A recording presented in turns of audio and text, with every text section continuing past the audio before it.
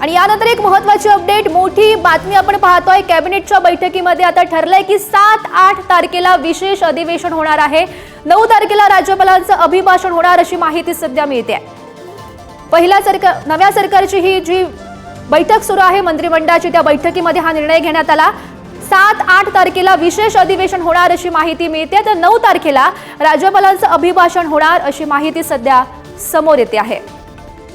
विधिमंडळाचं जे विशेष अधिवेशन आहे ते 7-8 तारखेला होणार अशी माहिती मिळते।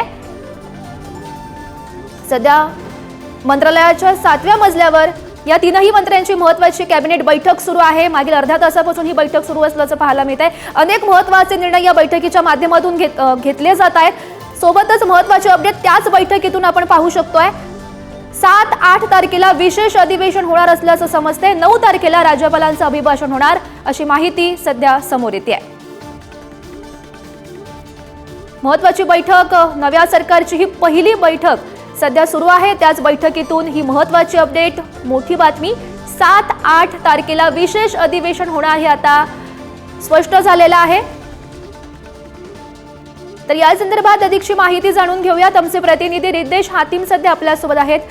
रिदेश, आपण पाहू शकतो मागील अर्ध्या तासापासून ही बैठक सुरू आहे। अनेक महत्त्वाचे मुद्दे या बैठकीतून मांडले जात आहेत। 7-8 तारखेला विशेष अधिवेशन होणार असल्याचं समजत आहे।